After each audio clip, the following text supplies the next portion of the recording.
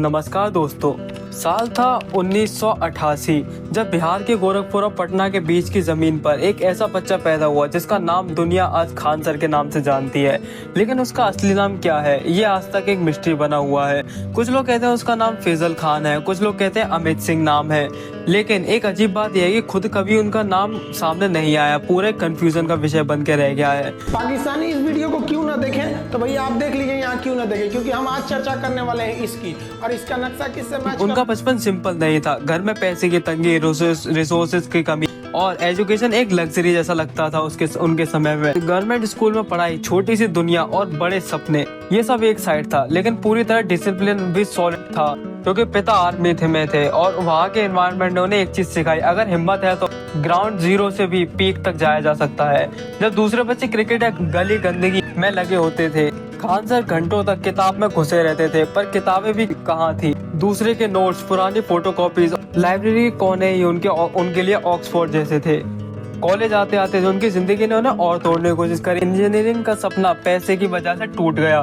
फिर ग्रेजुएशन भी स्ट्रगल के साथ कंप्लीट हुई। ये वो फेज था जहाँ एक नॉर्मल इंसान टीचिंग को सिर्फ एक जॉब मानता, लेकिन खान सर ने उसे अपना बैटलफील्ड बना दिया। उन्होंने सिर्फ 4,000 रुपए महीने के हिसाब से नौकरी करना शुरू कर दी।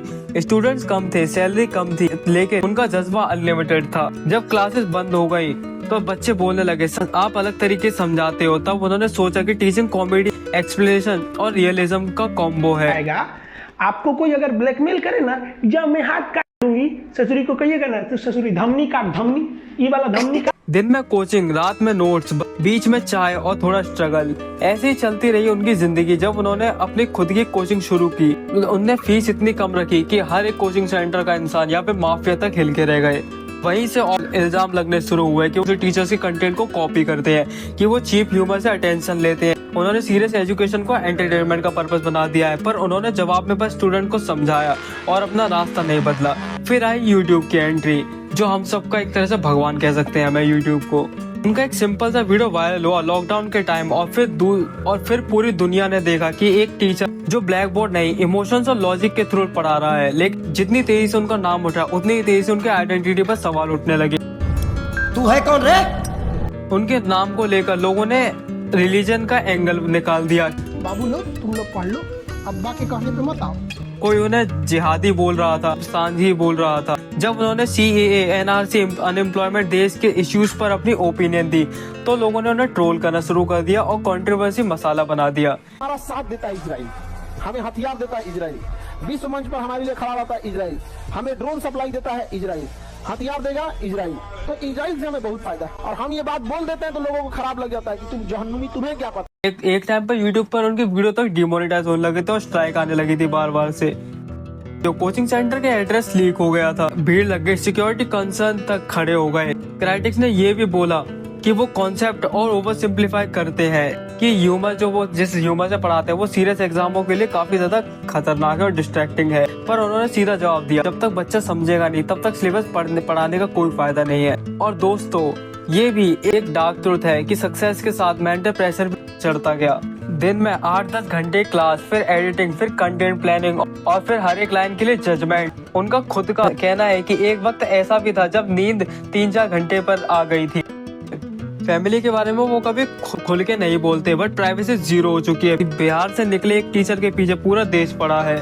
आज उनका नाम सिर्फ क्लासरूम तक लिमिटेड नहीं है, बल्कि हर competitive student, UPSC aspirants, SSC candidate और कोचिंग सर्कल में है। यूट्यूब पर करोड़ों व्यूज आते हैं उनकी वीडियोस पे, ऑफलाइन में हजारों स्टूडेंट्स आते हैं और ऑनलाइन पर लाखों फॉलोवर्स है उनके।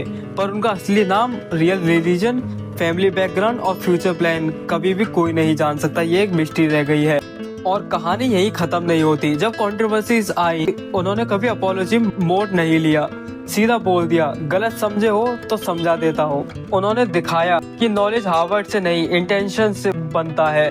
उनकी डार्क रियलिटी ये नहीं कि वो उन्होंने कुछ छुपाया, बल्कि ये है कि उनकी जर्नी इतनी रॉ और इम्परफेक्ट थी कि इंडिया ने ऐसे टीचर्स को कभी आदत नहीं डाली थी जैसे टीचर वो थे, और शायद इसलिए दुनिया उनसे प्यार भी करती है, उन्हें क्वेश्चन भी। ये कहानी एक सवाल के साथ खत्म होती है, क्या सक्सेस किसी को समझाना और मुश्किल बना देता है, या इंसान खुद एक मिस्ट्री बन के जीना सीख लेता है? इसका आंसर मुझे कमेंट में जरूर बताना अगर आपको समझ में आया तो। तो ये थी खान सर की पूरी कहानी, उनके पीछे का डार्क ट्रुथ, डार्क रियलिटी जो मैंने आपको बताई। और वीडियो में मुझे गाली मत देना, कोई ऐसे डार्क ट्रुथ डार्क रियलिटी नहीं थी, क्योंकि भाई नहीं है, वो एक अच्छे इंसान है। उन्होंने अभी एक हॉस्पिटल भी खुलवाया है। तो मिलता हूँ नेक्स्ट वीडियो में नेक्स्ट किसी खतरनाक बात के साथ। तब तक के लिए बाय बाय। अगर डॉक्यूमेंट्री पसंद है तो वीडियो को लाइक कर देना, शेयर कर देना, सब्सक्राइब करना मेरे चैनल को, क्योंकि मैं यहाँ पे ऐसे कंटेंट लाता रहता हूँ। आप नीचे देखो, आपको दिख रहा होगा, अगर आप स्क्रॉल करोगे तो आपको मेरी वीडियो दिखेगी, उनको जरूर चेकआउट करना, बहुत ही ज्यादा मजेदार है। तो मिलता हूँ नेक्स्ट वीडियो में नेक्स्ट किसी टॉपिक के साथ। तब तक के लिए बाय बाय।